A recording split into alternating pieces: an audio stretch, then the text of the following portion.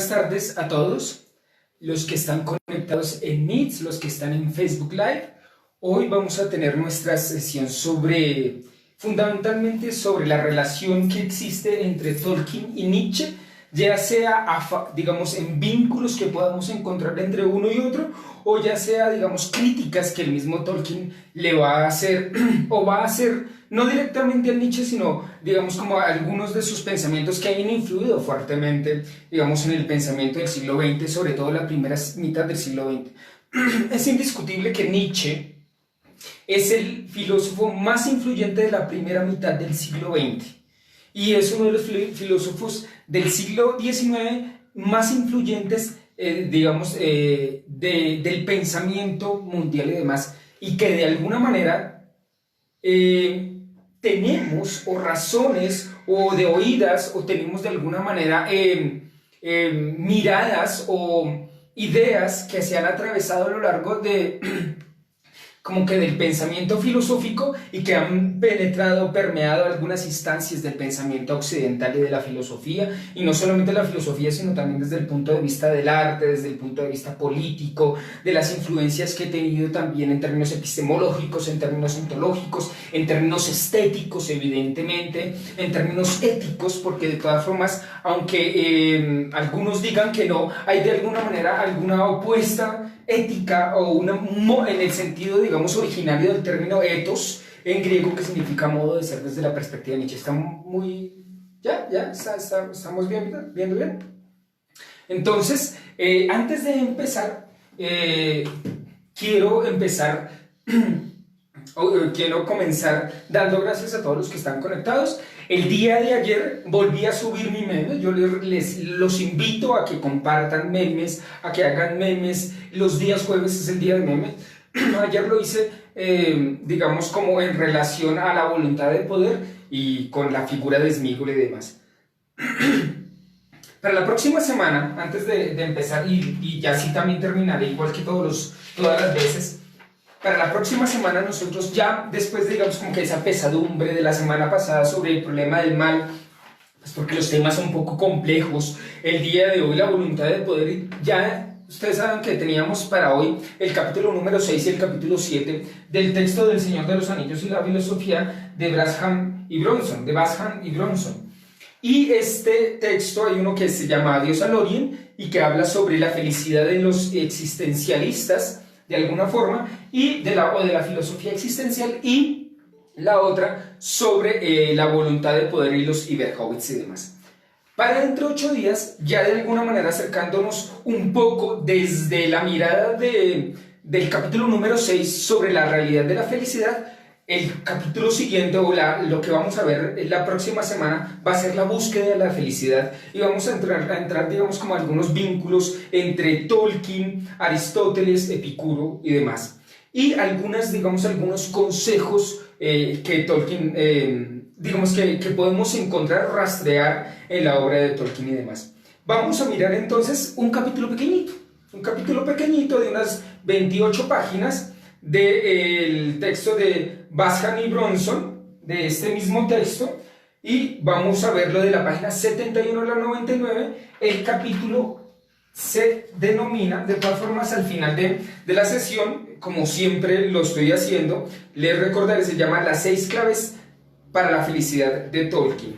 Entonces, y el capítulo 5, o sea, el capítulo 4 y el capítulo 5, que se llama La búsqueda de la vida feliz según Sam y Gollum. Entonces vamos a ver el capítulo 4 y el capítulo 5 de este texto del Señor de los Anillos y la filosofía, que algunos a lo largo de esta semana me pidieron porque no lo tenían, pero de todas formas si hay alguno que hasta ahora, hoy, se haya vinculado por el tema mismo o demás y que quiera vincularse a nuestras sesiones semanales sobre la filosofía detrás del Señor de los Anillos, pues me pueden escribir un mensaje por la fanpage, un mensaje privado, y yo con muchísimo gusto les estaré compartiendo los textos que hemos ya visto y que seguiremos viendo. Hoy estamos en la sesión número 6, que es sobre la relación de la voluntad de poder y Tolkien, y la relación entre Tolkien y Nietzsche fundamentalmente.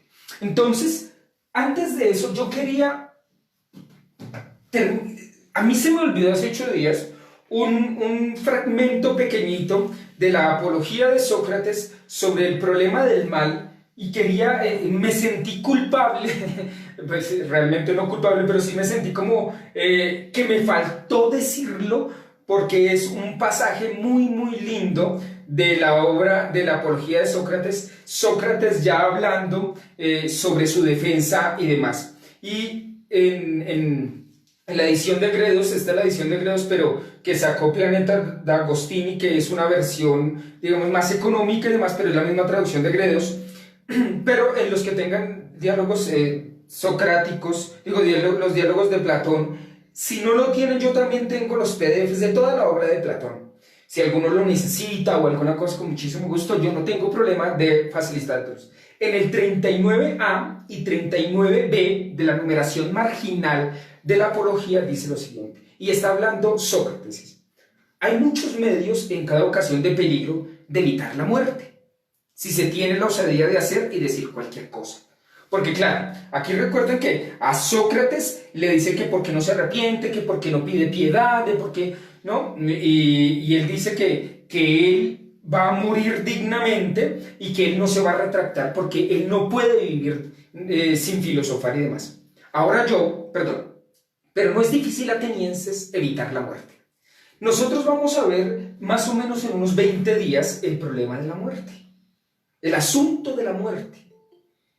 Este fenómeno tan que golpea la existencia y de cara al cual la existencia cobra sentido, la vida cobra sentido, es de cara a la muerte. Nosotros lo vamos a ver más juiciosamente, aunque ya hemos asumido varios aspectos del problema o del asunto de la muerte a lo largo de nuestras sesiones anteriores, fundamentalmente cuando estábamos hablando del Silmarillion en los primeros capítulos y del don de la muerte a los hombres y demás.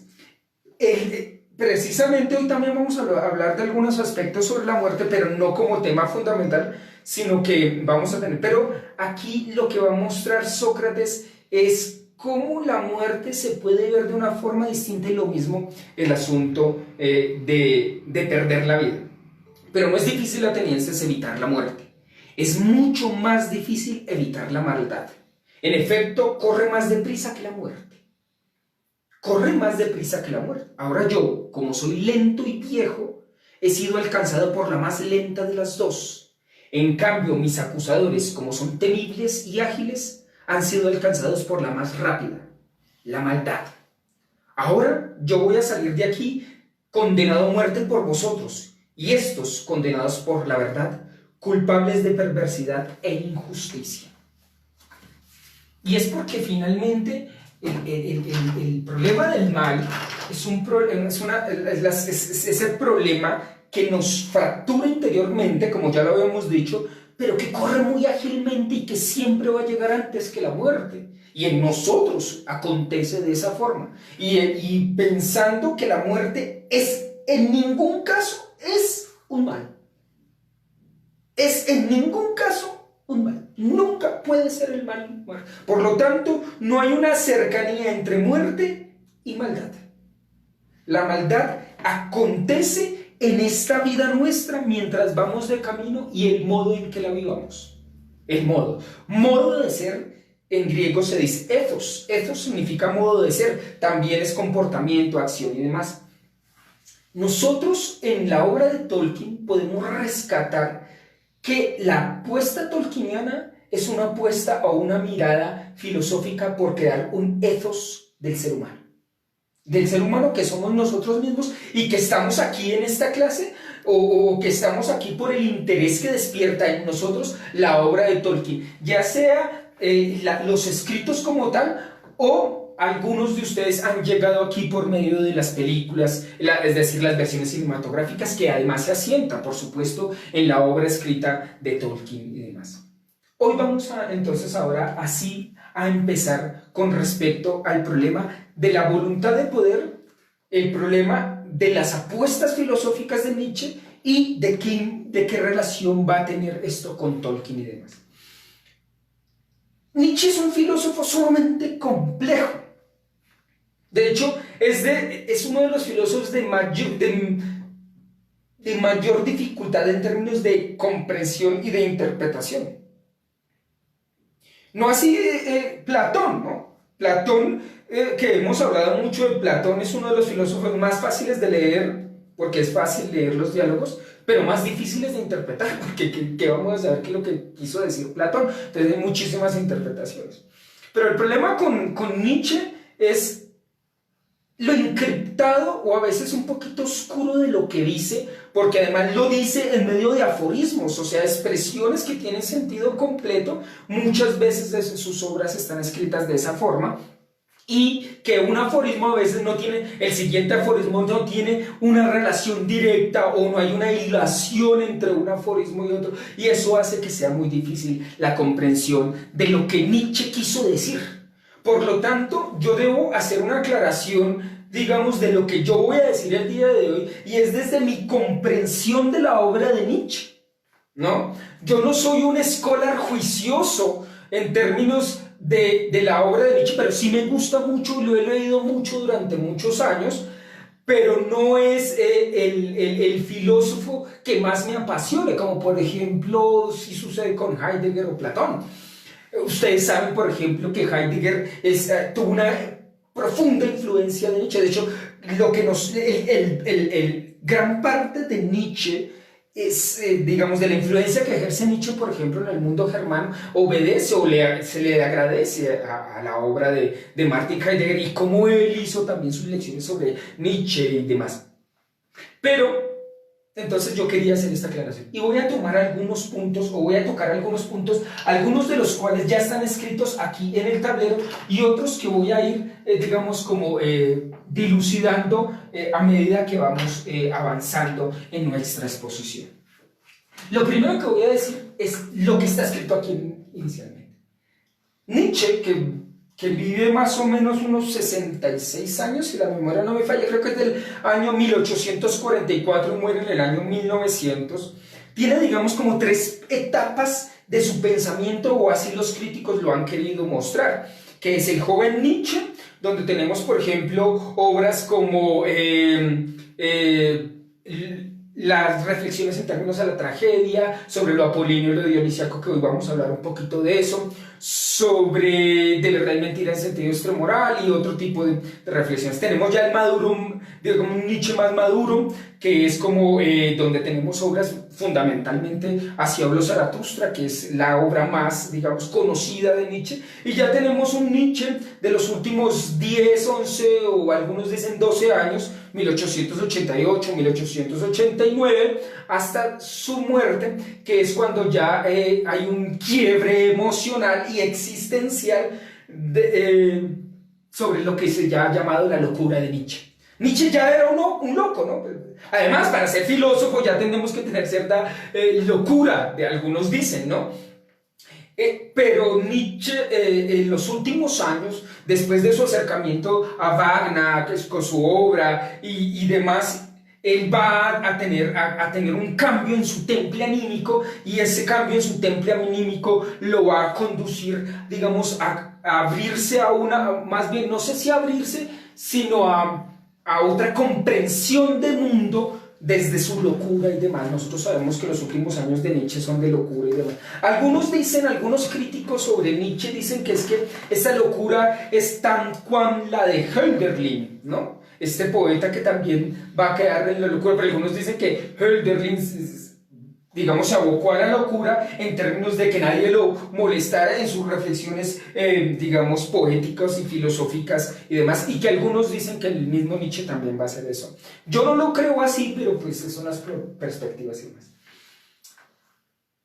Si uno pudiera decir un punto central de toda la obra de Nietzsche, es que Nietzsche, ya desde su temprana edad, eso lo dice en la genealogía de la moral, desde más o menos sus 13 años, 12 años, 13 años, él ya se pregunta por el problema del mal. Y empieza ya a tener una desvinculación progresiva muy temprana de las posturas sobre el problema del mal y sobre el problema de la moralidad y demás que el cristianismo, el judeocristianismo ha aportado a Occidente históricamente durante los últimos 2000 años. Bueno, en el caso de Nietzsche, los 1800 años que llevaba el cristianismo, el judeocristianismo fuertemente establecido en el pensamiento occidental. Bueno, también podríamos quitar los primeros siglos, y en ese sentido tendríamos que hablar desde el concilio o desde la conversión de Constantino y demás. Podríamos verlo entonces concilio tridentino en el año 325 hasta nuestros días y demás, la gran influencia que ha tenido el pensamiento cristiano dentro de la filosofía, dentro de las ciencias, dentro de la comprensión de mundo que nosotros tenemos, que ustedes y yo, porque ustedes y yo, solamente por haber sido nacido en Occidente, ya tenemos ciertas comprensiones cristianas de la realidad, independientemente que las apoyemos o no. Ya el cristianismo, más que una religión, es una estructura de pensamiento, es una worldview, un modo de ver la realidad. Pero Nietzsche, como muy buen, como buen filósofo y además como un hombre absolutamente intuitivo, absolutamente agudo, es uno de los hombres más sensibles del pensamiento quizás de la historia de la humanidad. Él se da cuenta que tiene que ir, igual que Heidegger lo va a hacer, se da cuenta que tiene que ir, no hacer un salto hacia adelante, sino un salto hacia atrás, ir al origen. Algunos dicen que eso sería como un Ursprung, como un salto a lo más originario, ¿no? Un Ursprung, ¿no? Saltar, un salto hacia atrás. Y entonces por eso él hace una genealogía de la moral y empieza a pensar desde lo griego el presente que él está viviendo, y se da cuenta que si piensa los conceptos fundamentales que han atravesado el pensamiento occidental, va a encontrar cómo de alguna manera estructurar su pensamiento y sus propuestas y sus nociones filosóficas desde el advenimiento del superhombre o del suprahombre, quizás sea la mejor traducción. Por eso Nietzsche, si algo es un desconstructor de Occidente y de sus valores. Una de las apuestas fundamentales de Nietzsche es eso, una deconstrucción de las comprensiones que de alguna manera han esclavizado el pensamiento humano tal como él lo comprende. Entonces, yo quiero, empezar en este punto y empezar leyendo una partecita de Así habló Zaratustra. Ustedes cuando se acerquen a la obra de Así habló Zaratustra, si ya la conocen y demás, van a encontrar que Nietzsche al principio hace unos prólogos. En el prólogo número 3, que es quizás uno de los prólogos más lindos, una de la parte escriturística de Nietzsche, que es bien linda y es poética y demás. En el prólogo número 3, creo que son 9 prólogos, al Zaratustra, en el prólogo número 3 dice lo siguiente. Me voy a atrever a leer como siempre lo hago, porque creo yo que la filosofía, si algo nos ayuda, es hacernos sensibles a las palabras. Y lo primero que tenemos que hacer es hacernos sensibles a las palabras del mismo Nietzsche para comprender qué es lo que dijo y cómo eso de alguna manera se ve o no en la obra de Tolkien y demás. Cuando Zaratustra llegó a la primera ciudad situada al borde de los bosques, encontró reunido en el mercado una gran muchedumbre, pues estaba prometida la exhibición de un volatinero, y Zaratustra habló hacia el pueblo. Yo os enseño el superhombre. El hombre es algo que debe ser superado. ¿Qué habéis hecho para hacerlo? Todos los seres han creado hasta ahora algo por encima de sí mismos. ¿Y queréis ser vosotros el reflujo de este gran flujo y retroceder al animal más bien que superar al hombre? ¿Qué es el mono para el hombre? ¿Una irrisión o una vergüenza dolorosa? Y justo es eso lo que el hombre debe ser para el superhombre, una irrisión o una vergüenza dolorosa. habéis recorrido el camino que lleva desde el gusano hasta el hombre, y muchas cosas en vosotros continúan siendo gusano. En otro tiempo fuisteis monos, y también ahora el hombre es más mono que cualquier mono. Y el más sabio de vosotros es tan solo un ser escindido, ¿no?, quebrado, híbrido de planta en fantasma.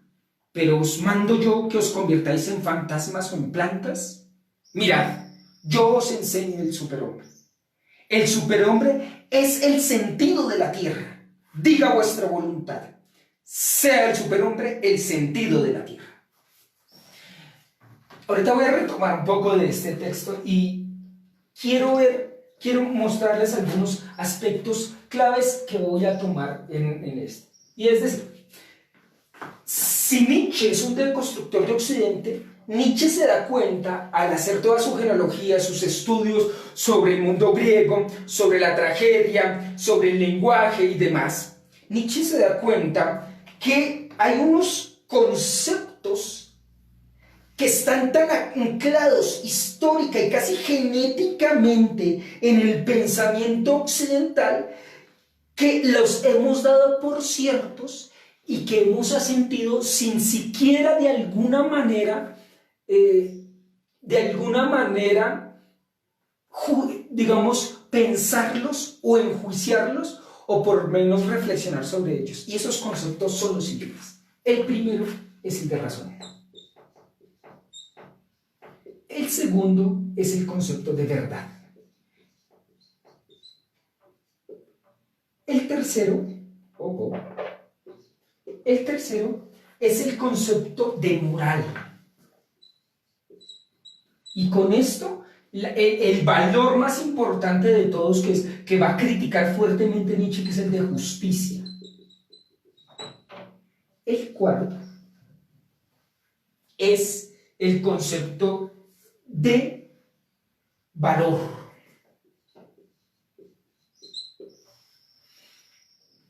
Ya puse razón, verdad, moral y valor. Listo. ¿Qué va a hacer entonces Nietzsche? Va a deconstruir el pensamiento occidental y va a decir una cosa, que estas categorías o estos conceptos son inventos del hombre.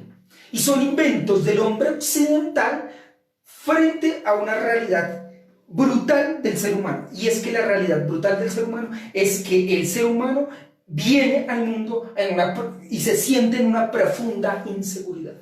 Y la inseguridad primera es la inseguridad de su propia existencia. Y por eso el ser humano postula, o sea, unas instancias que le permitan dar sentido a la dificultad misma del existir. Que el existir mismo es sumamente complejo. Y frente a esa realidad, frente a esa instancia, el hombre postula la idea de razón. ¿Y dónde se inaugura eso según Nietzsche? La razón occidental, como nosotros la comprendemos, se inaugura, o más bien, de alguna forma, se estructura sólidamente en la obra de Platón y su reflexión y su vínculo con Sócrates. Por eso Nietzsche es un antiplatónico digamos, tajantemente. Porque si ustedes se dan cuenta, la propuesta ontológica metafísica de Platón es el postulado de dos realidades, o más bien de dos mundos: el mundo suprasensible, que es el mundo de las ideas, que es el verdadero, el real, la realidad real, y el mundo sensible. Y ese postulado del mundo suprasensible es porque de alguna manera el mundo sensible es una imagen de alguna manera deformada, o no es una verdad completamente verdadera, valga el pleonasmo que acabo de decir, frente al mundo de las ideas o al mundo suprasensible. Y dice Nietzsche que este postulado del mundo suprasensible es un postulado de envenenadores. Retomo el texto que estábamos leyendo. ¿Dónde lo dejo? Dice acá: el superhombre es el sentido de la tierra. Diga vuestra voluntad. Sea el superhombre el sentido de la tierra, el sentido de este mundo sensible. de este mundo sensible que realmente para Nietzsche es el único y verdadero mundo, este presente, esta tierra, este ahora, es lo que de alguna manera Nietzsche trata de mostrar que es la vida misma. Por eso él se le llama un vitalista, ¿no? Es una mirada, es el vitalismo nietzscheano de mostrar que lo que hay que darle valor es a la vida y no rechazarla frente a una promesa sobreterrenal que es la promesa de una vida después de la muerte. Yo os conjuro, hermanos míos, permaneced fieles a la tierra y no creáis a quienes os hablan de esperanzas sobreterrenales. Son envenenadores, lo sepan o no. Y este es uno de los puntos brutales de la crítica nietzscheana, y es que no existe algo así como un mundo suprasensible y no existe una esperanza sobreterrenal. La única vida es esta vida presente. Fuerte, ¿no? Fuerte para todos los que creemos o estamos anclados a un pensamiento cristiano y demás. Pero también nosotros podríamos acercarnos al pensamiento de Nietzsche y decir, oiga, ¿y qué es lo que quiere decir Nietzsche más allá de la crítica del cristianismo y demás? ¿Y qué, hacia dónde apunta y cuál es el ethos que quiere fundar? Y ese punto sí es un punto suficientemente positivo, incluso para nosotros, los que de alguna manera hemos pensado que la apuesta del cristianismo es una apuesta que tiene un significado fundamental.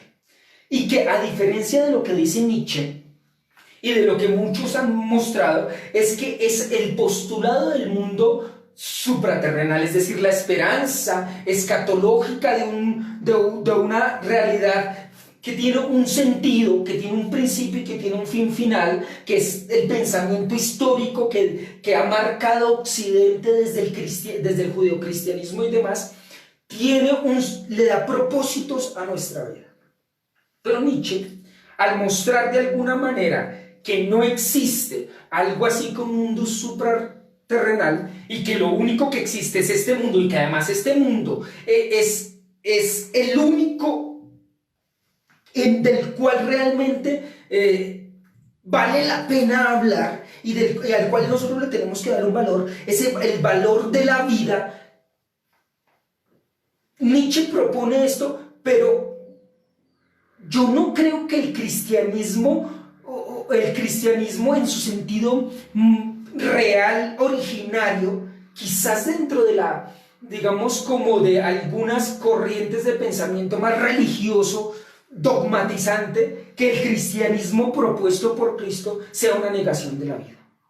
Al contrario, es una afirmación de la vida, pero Nietzsche sí postula que el judeocristianismo es una negación de la vida y que por lo tanto la esperanza en un mundo sobreterrenal es anteponer el mundo suprasensible, el mundo divino o el mundo después de la muerte, anteponerlo y quitarle y restarle importancia a este presente que es el que verdaderamente importa para Nietzsche.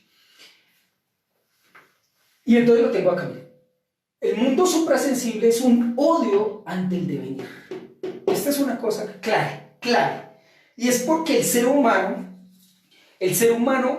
experimenta el tiempo, experimenta el cambio, experimenta el movimiento, experimenta lo que deviene y no experimenta algo fijo. Es decir, se da cuenta que su propia existencia, tal como él se comprende a sí misma en su autocomprensión, es profundamente insegura. Ya Heidegger lo va a decir más adelante, la existencia, estamos arrojados al mundo y este mundo es profundamente inseguro. Estamos expuestos, ¿ves? Estamos expuestos y este no es, digamos, como que el lugar donde nos sentimos, estamos ya en la inseguridad. Y ante esa inseguridad de existencia, lo constitutiva de la existencia, el ser humano postula realidades o falsas nociones, falsos conceptos sobre los cuales agarrarse, adherirse y agarrarse fuertemente, y se dice ciertas mentiras y tal es la fuerza de esas mentiras que se olvidaron que fueron mentiras. Recuerden, en uno de los textos primeros de la juventud de Nietzsche, que se llama De verdad y mentira en sentido extramoral, que es uno de los textos preciosísimos que se lo recomiendo, que lo pueden encontrar, lo googlean, de verdad y mentira en sentido extramoral. Es un texto preciosísimo y muy corto. Y muestra que ante lo insoportable de la existencia, el ser humano tiene que postular unas mentiras para hacerse más llevadera la existencia, porque si no sé que se sentiría aplastado más de lo que ya la existencia misma a veces nos aplasta. ¿Ven? Entonces postula estas nociones y se agarra a ellas y se olvidó que eran inventos y los toma como verdades absolutas, totales. Y esos inventos son estos postulados: el de la razón, el de la verdad, el de la moral y el del valor unido al de la moral y demás. Si nosotros priorizamos o le damos valor a la razón, hay instancias de lo humano, cuando le damos una prioridad a la razón, cuando racionalizamos todo y de alguna manera le damos, digamos, como una ontología primera a la razón, olvidamos instancias de lo humano que también hacen parte de lo humano y que no tenemos que negar, porque al negarlas las suprimimos o las dejamos rechazadas, y es lo que decimos que es malo, o que hay que atacarlo, o que hay que rechazarlo, o que hay que reprimirlo. Como por ejemplo la parte instintiva, afectiva, ¿no? Es lo que Nietzsche llama el pathos y demás. Miren esto. El mundo suprasensible es un miedo ante el devenir. Porque ¿qué es lo que postula el mundo suprasensible? El mundo del cristianismo, el mundo platónico suprasensible, son entidades eternas, inamovibles, estables. O sea, entidades que nos dan seguridad. Y hacia allá caminamos. O sea, que esta vida no es lo único, esta vida terrena, sino que hay una vida suprasensible donde sí hay una seguridad, donde la eternidad se vive y donde lo estable es lo realmente cierto, frente a esta realidad que viene y pasa, y que el imperante tiempo, que es monstruoso, nos arrastra consigo. Ya el mundo griego lo había comprendido bellamente, cuando postula o cuando nombra a Cronos como el dios del tiempo, como un dios tonal, monstruoso, el monstruoso Cronos, ¿no? Hesiodo dice que Cronos le pone un epíteto y es Cronos, de mente retorcida, el monstruoso Cronos. ¿Qué pasó? Dime. Que si puedes un momento correrte del televisor, digo, del tablero, para que le tome captura. Bueno, fantástico, sí. Qué bien que me lo digan, porque después yo voy borrando y se pierde en algún momento, digamos, como que lo que yo estoy diciendo o lo que está escrito allí. Además que me quedo, si lo vemos de cara a las otras clases, me quedo mucho más organizado que las otras demás clases, y hasta los colores están armonizados. Entonces, en ese punto estamos viviendo una mirada creacional, estética, nietzscheana en ese punto. Pero bueno, el mundo suprasensible, lo estable, lo permanente, es un odio ante el devenir, lo terreno, lo inestable, lo temporal. Se presupone un ente permanente. Ojo con esto, porque finalmente lo que está en una de las críticas grandes de Nietzsche al judeocristianismo y a nuestro modo de pensar, es que nosotros postulamos ya previamente a la realidad algo permanente. Por nuestra incapacidad, dice Nietzsche de alguna manera, o podría decirlo, nuestra incapacidad de asumir la realidad tal cual es, vivimos desde la perspectiva heideggeriana, desde la perspectiva nietzscheana, una vida inauténtica, una existencia inauténtica. No abrazamos la temporalidad nuestra y y de cara a no abrazar eso y a no abrazar el imperante tiempo que corre y ante el cual nosotros no podemos pararnos, y ante la inseguridad de la vida y lo no permanente, sino entre el fluir mismo al modo heraclíteo de que nada permanece y que todo fluye, ante esa inseguridad formulamos algo permanente, algo estable, algo que no pase, y formulamos las ideas divinas, formulamos las instancias divinas, formulamos Dios, formulamos todo lo que tenga que ver con el mundo eterno, con el mundo permanente. ¿Ve? Esto es una cosa muy fuerte. Entonces, y en eso radica la búsqueda. ¿En qué radicaría la búsqueda? Que ya ante el odio, ante el devenir, este devenir, entonces, si el mundo son parasensibles, uno ante el devenir, lo que dice Nietzsche es que entonces todos aquellos que creen en el mundo suprasensible y la apuestan por el mundo suprasensible estarán odiando esta vida. Eso es lo que llamaría Nietzsche un nihilismo, una negación de la vida. Y lo que Nietzsche va a postular es el valor de la vida. Diga vuestra voluntad, sea el superhombre, el sentido de la tierra, el sentido terrenal, de lo presente, de lo ahora. Y aquí es donde podemos vivir momentos de eternidad. Aquí, en este momento, en el aquí y en el ahora. Esto es lo importante. ¿Ven? En vez de crear, se presupone una meta. Y por eso es que Nietzsche dice, aquellos que creen en un mundo sensible, supraterrenal, son envenenadores, lo sepan o no. Envenenan el pensamiento humano, envenenan el alma, diría Nietzsche en ese sentido. Bueno, él no habla de alma, envenenan al hombre, ¿no? Y demás. Entonces, al postular ya algo permanente, el ser humano se cierra a la capacidad creadora, estética, digamos, del gusto, porque ya presupone una meta. ¿Cuál meta? La meta de lo permanente y estable, Dios. Y todo lo que tenga que ver con las verdades divinas y demás. Presupone esta meta y hacia allá va, hacia allá puede. Y busca una mirada así. Pues Platón, dice Nietzsche, o diría Nietzsche, pues Platón es ese gran criminal, Sócrates, ¿eh? Más que Platón. Pues Sócrates, como personaje de las obras de Platón, es el gran criminal que le dio una importancia prioritaria a la razón y hizo de algo que era constitutivo y cooriginario y que era esencial al ser humano, como la parte intuitiva, impulsiva, el pathos humano, la emotividad, lo relegó y lo puso casi a una dimensión negativa al priorizar la razón. Y Nietzsche no es que rechace la razón.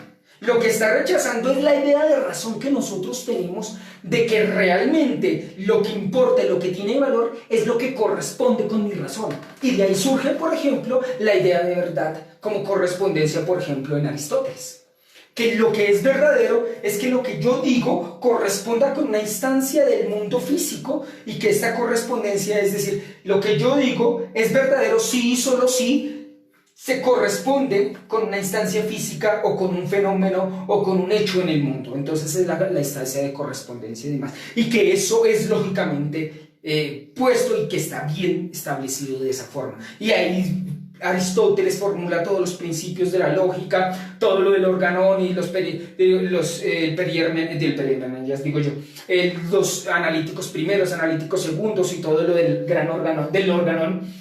Y nosotros vamos a darnos cuenta entonces que la razón es un invento humano, tal como entonces lo que va a decir Nietzsche es: hay que deconstruir este concepto y darnos cuenta, darle paso a instancias de lo humano que han sido relegadas y marginadas. Recuerden que nosotros ya habíamos hablado en algún momento de Paul Ricoeur, o por lo menos lo habíamos citado, de que Paul Ricoeur formula los maestros de la sospecha, y estos maestros de la sospecha son Marx, Nietzsche, que además ha leído a Marx, y Freud, ¿no?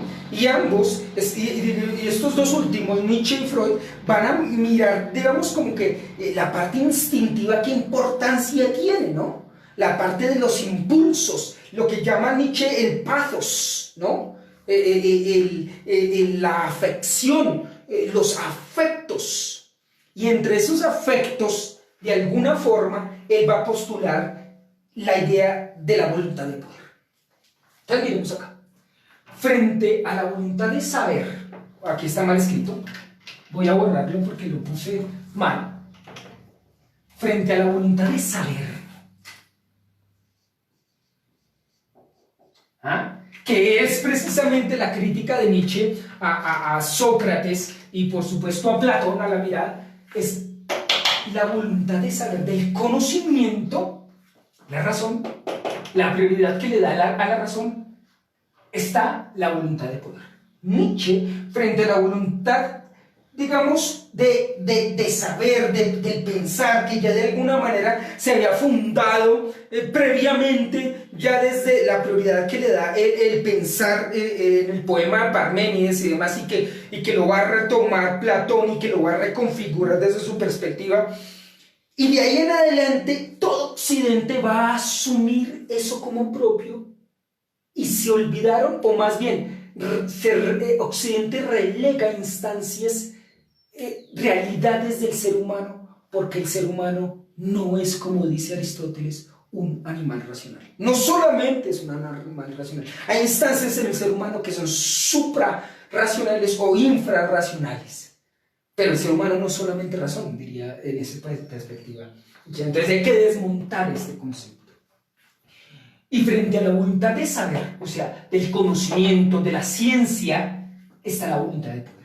Y esta noción de razón, ¿no? Del razonar, del razonamiento, que de alguna manera está fundado en la obra de Platón, va a atravesar todo Occidente hasta que llega en el mundo moderno, y cuanto más en el mundo moderno se establece aún más rígido, más fuerte, como por ejemplo Descartes, con el racionalismo cartesiano que después va a heredar Leibniz y Spinoza y Leibniz, y sobre todo ese racionalismo tan fuerte de Spinoza y demás, y esos presupuestos tan duros, digamos, como que esa apuesta por el método deductivo de verdades ya establecidas, simples y universales, sobre las cuales podemos reconstruir el edificio conocimiento, que es el edificio del conocimiento, que es la apuesta que nosotros claramente podemos ver en las meditaciones metafísicas de Descartes. En el primer párrafo dice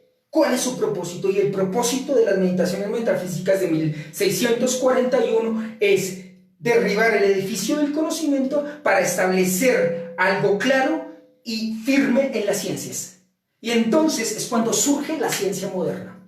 Y Nietzsche es un profundo crítico del instrumentalismo científico racionalista del mundo moderno. Es porque allí esa razón nos volvió esclavos y empezamos a instrumentalizarnos.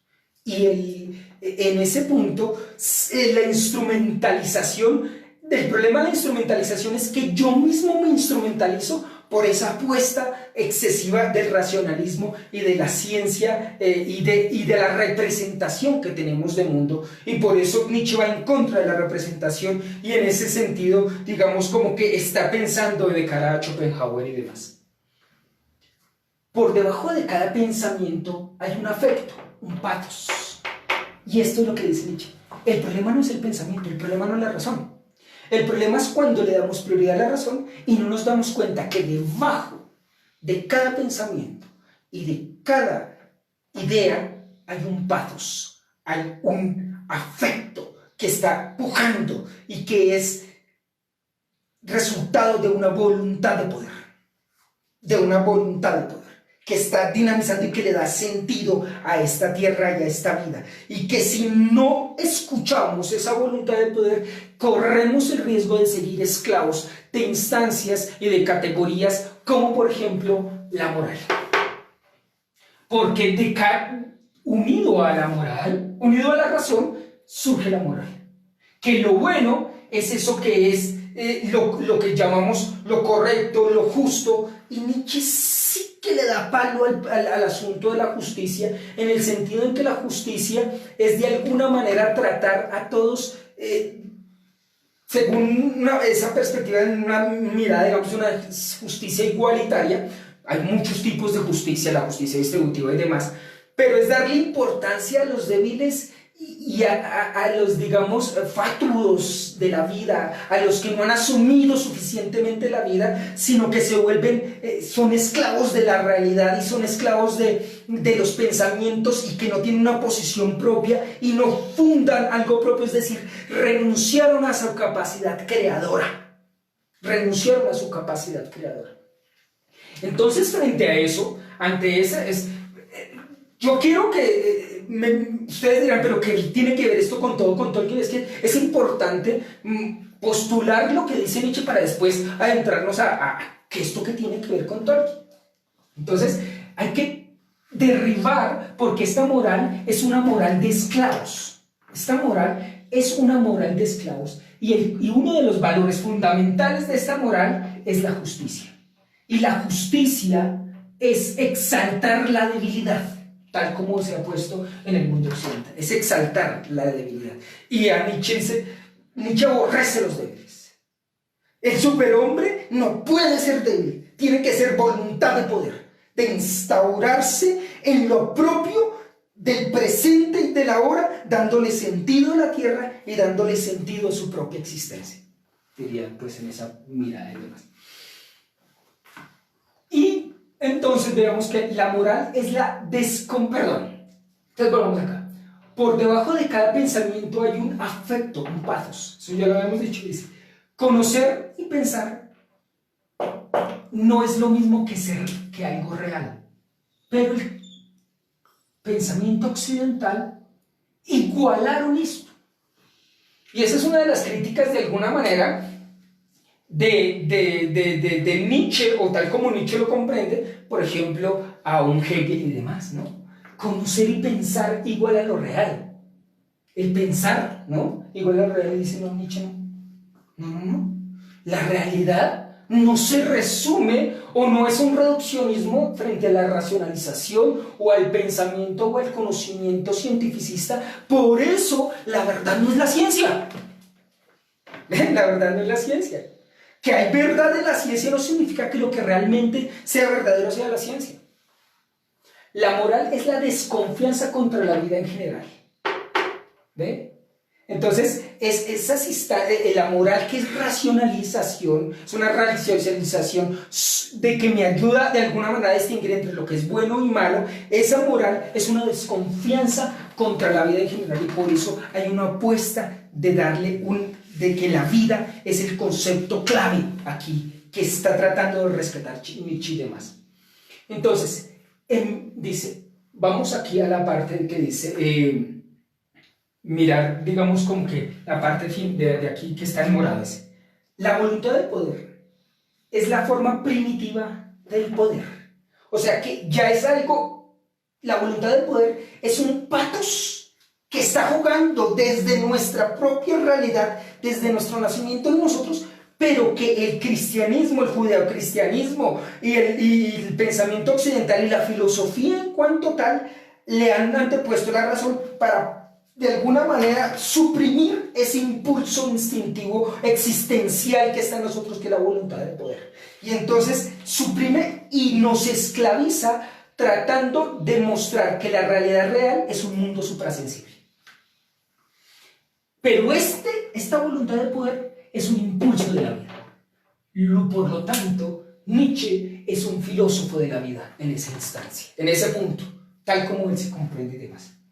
Lo que se llama libertad de voluntad es esencialmente el afecto, el pathos de superioridad con respecto a quien tiene que obedecer. Yo soy libre, él obedece. Dime. Que si puedes repetir por qué la verdad no es la ciencia. Ah, claro. Porque la ciencia está es resultado de la apuesta de una priorización de la razón.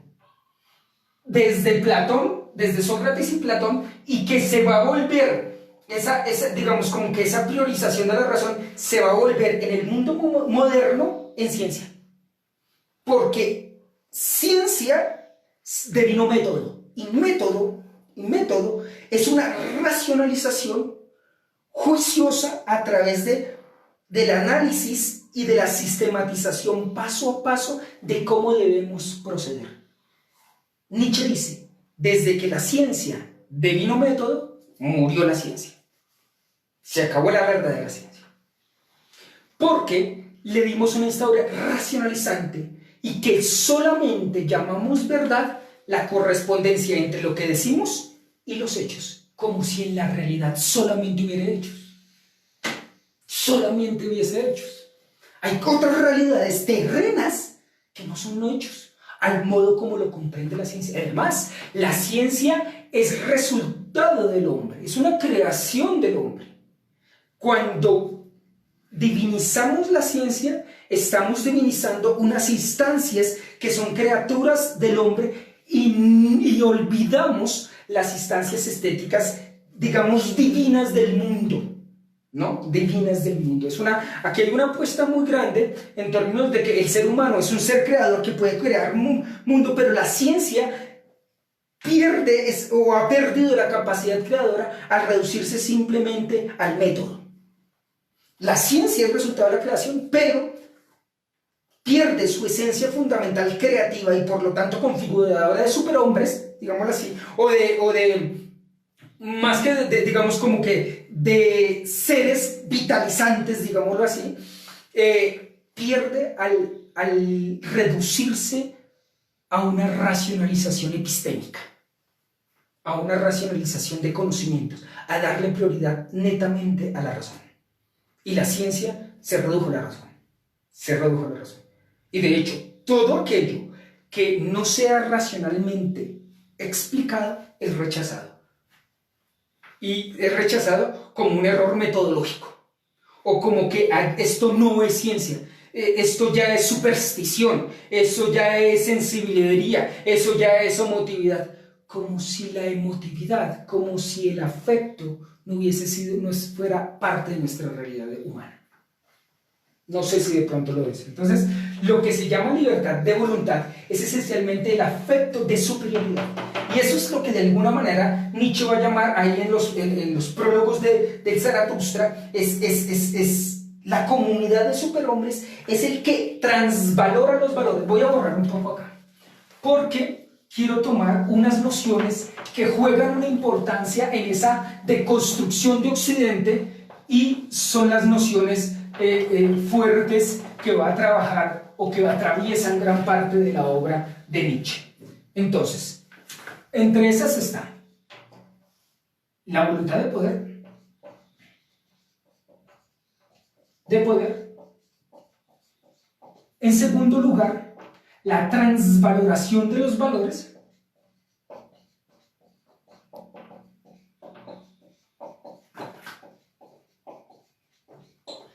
en tercer lugar, la muerte de Dios,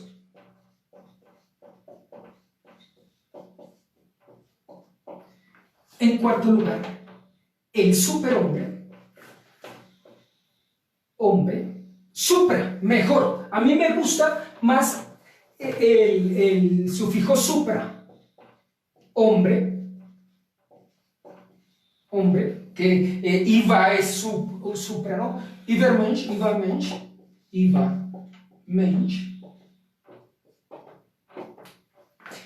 y el eterno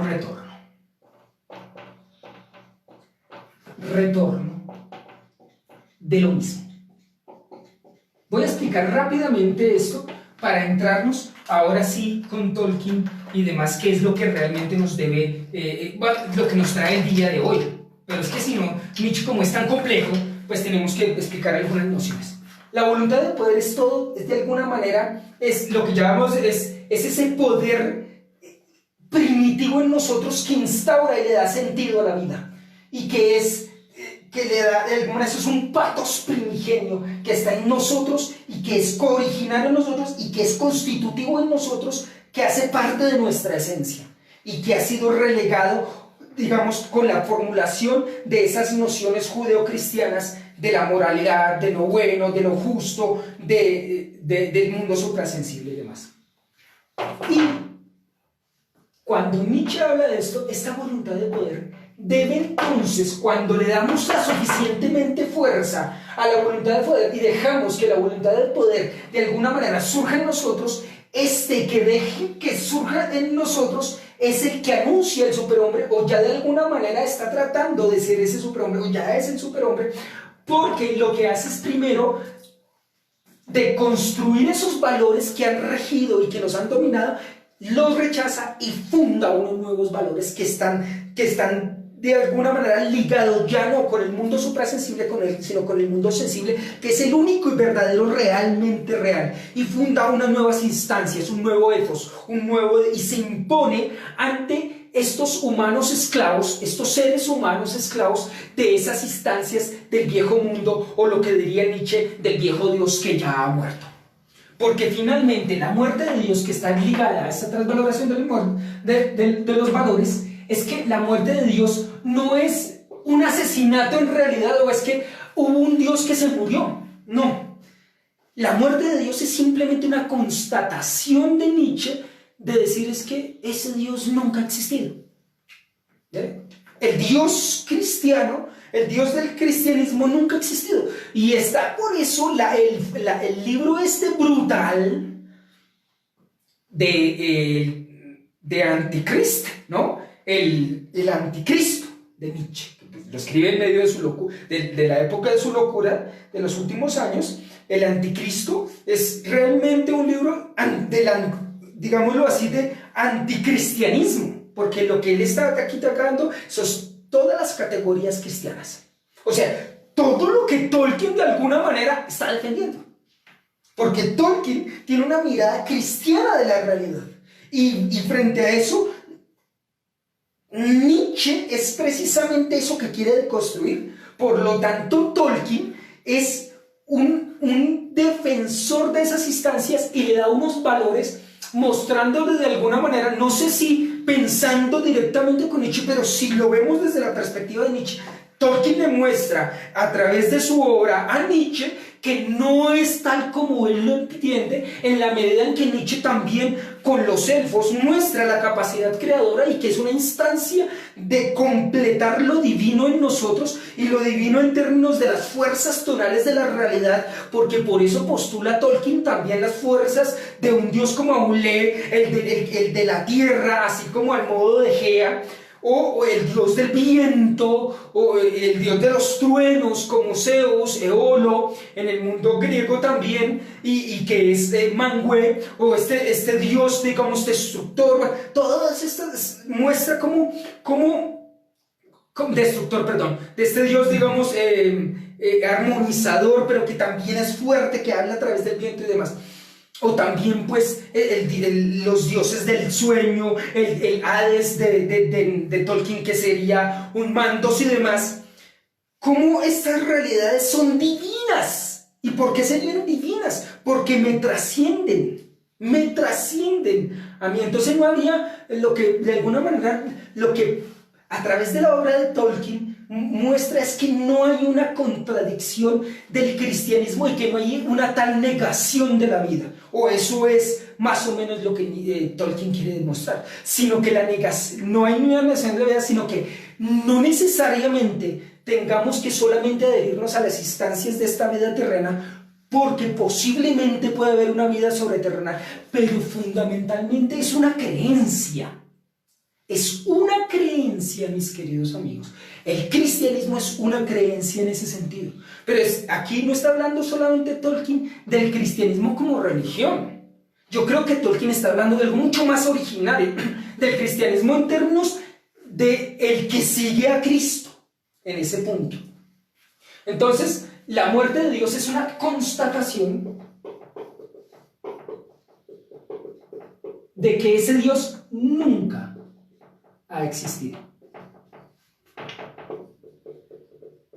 Y de hecho Nietzsche no se pone a hacer ninguna racionalización juiciosa, demostrar racionalmente, sería una contradicción de por qué ese Dios nunca existió. No, simplemente es una cosa, ese Dios nunca ha existido. Y como no ha existido, abraza esa no existencia y su propio pensamiento se vuelca en la negación de esa existencia y ya no la tiene en cuenta porque ese Dios ha muerto. Y si hay algún asesino a ese Dios, son todos aquellos que defienden las instancias del judeocristianismo y demás. En una de esas, del Zaratustra, dice que había, sí, creo que del Zaratustra, que había un loco que salió al mediodía con una lámpara y dice: ¿dónde está Dios? ¿Dónde está Dios? Y todos los sabios y viejos del pueblo se le rieron: ay, mira ese loco allá riéndose y buscando a Dios con una lámpara. Y el loco se le acerca y dice: no, es que Dios está muerto, Dios lo han matado y ustedes son los asesinos.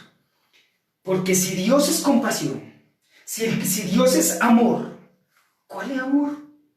No hay guerras, no hay destrucción, no hay odio, no hay envidia, no hay... ¿Dónde está el amor? ¿Dónde está la compasión y ese tipo de cosas que ustedes... ¿Dónde está la negación, el sacrificio de lo que él dice? Y además, esa negación, ese sacrificio es precisamente una negación de la vitalidad de la vida. Es negarnos a nosotros en nuestras propias instancias, digamos como pensándolo desde el punto de vista de Nietzsche. Entonces ese Dios es una constatación. Y si Dios está muerto y Dios era la garantía, tal como lo piensa por ejemplo Kant, Dios es la garantía del bien en el mundo, entonces si no hay Dios, tampoco no hay ni bien ni mal. Ni bien ni mal. Por eso en la genealogía de la moral, Nietzsche ya desde joven dice: es que a mí la categoría de mal me parecía una categoría de esclavos ya desde el principio. De esclavizar a alguien formulando una realidad como el fenómeno del mal. Entonces, si no hay Dios, no hay ni bien ni mal. Y por eso está la obra de Más allá del bien y del mal, de Nietzsche. Más allá del bien y del mal. Y es el que ya está siendo anunciado para Zaratustra, es el suprahombre, o sea, el que supera a este viejo hombre, que parece más un gusano, un mono, que un superhombre. El hombre para Nietzsche es bueno, ¿en qué sentido? En que es una cuerda, un puente entre el viejo, el animal y el superhombre. En eso es lo bueno del hombre, que sea un puente, no algo en lo cual nos tengamos que fijar. Dice Nietzsche, un peligroso pasar, un peligroso detenerse y espantarse, un peligroso mirar atrás. Dice Nietzsche en el Zaratustra, un peligroso detenerse y espantarse, un peligroso mirar atrás. Porque si tú te paras en el superhombre, ¿qué hay entre la montaña y montaña? Es decir, entre el animal y el superhombre. Un puente, que es el hombre. Pero si yo me paro ahí, en esa cuerda, que además es inestable, que es el hombre, y me quedo en el hombre, diría Nietzsche, me caigo al Abgrund, al sin fondo, al sin, digamos, a la negación de la vida misma. Por eso hay que avanzar al superhombre. ¿Cuál es el superhombre? Es el que, movido por la voluntad de poder, instaura unos nuevos valores y crea una comunidad de superhombres donde el viejo hombre tiene que obedecer al que sí realmente es libre. Aquí hay una mirada sobre la libertad. Hay que liberarse de esas esclavitudes y de esas instancias y de esas nociones viejas que han gobernado todo Occidente y demás. Y esta última, que es la noción del eterno retorno de lo mismo. ¿Y en qué consiste esta noción?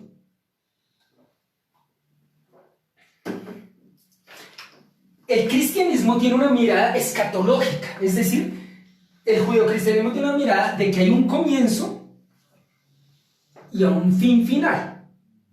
De hecho, cuando uno lo pone en el colegio o lee un libro de historia, nosotros tenemos, incluso científicamente hablando, en términos, digamos, como que, científicamente hablando, en términos de las ciencias sociales, miramos también, tenemos una mirada, digamos,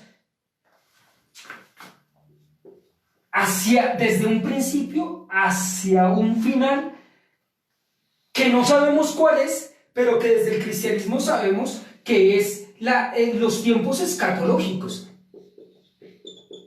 es decir, el juicio final. Y que por lo tanto la realidad que fue creada en un momento tiene un propósito. Como Tolkien lo muestra, ¿no? Como Tolkien lo muestra. Y Nietzsche dice, esta es otra idea que surge de esa presuposición de que hay entidades permanentes, o sea, del presuponer que hay un mundo permanente, estable, fijo, seguro, que es el mundo suprasensible, y de la postulación de un Dios. Si renunciamos a eso, veríamos un tiempo circular al modo en que ya lo pensaban los griegos, que los griegos no pensaban el tiempo lineal, ¿no? Sino circular. Y entonces es esa referencia de Nietzsche a Sísifo, de que todo se repite igualmente, este momento y demás. Y por eso quería que miráramos el ¿qué? Voy a hablar del texto de la Gaia Ciencia. En la Gaia Ciencia voy a leer parte del aforismo 341 que se llama La mayor gravedad.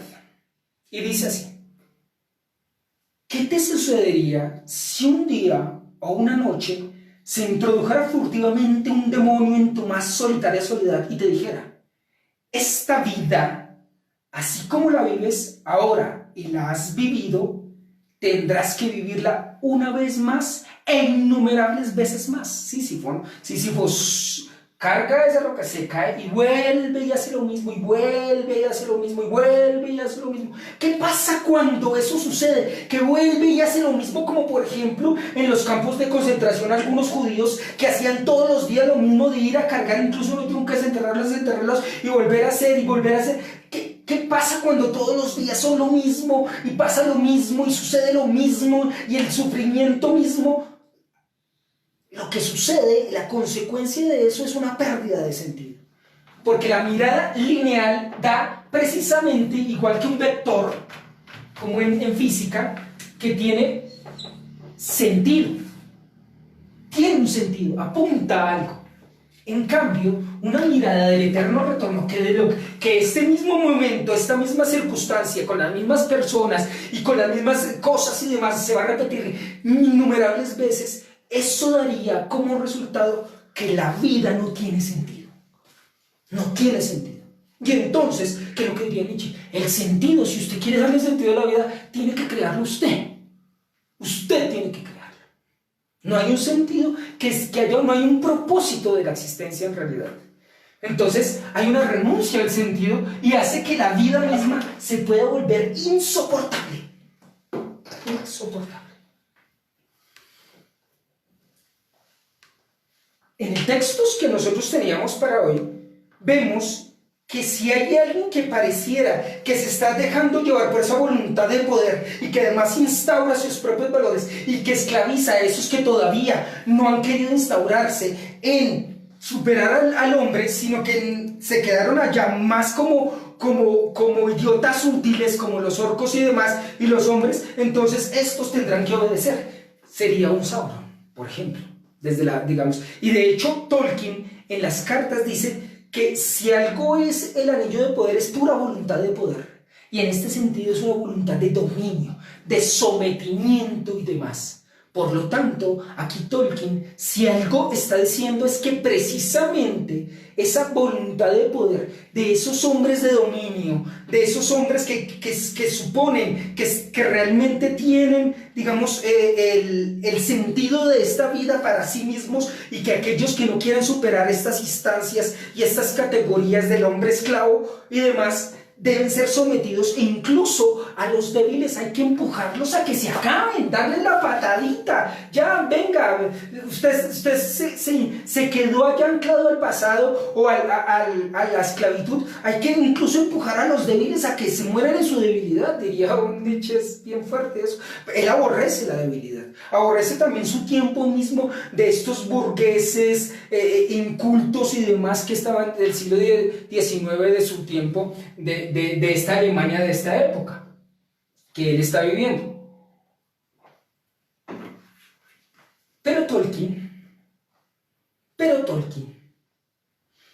ante la voluntad de poder, se da cuenta que hay instancias o apuestas que están jugando desde el cristianismo, y no solamente desde el cristianismo, sino desde otras perspectivas, es que frente al impulso instintivo, al impulso de dominar, de imponer nuestras propias categorías y nuestras propias instancias, hay una capacidad creadora distinta a esa, y es la capacidad creadora de lo simple y sencillo, que es precisamente eso que aborrecía Nietzsche.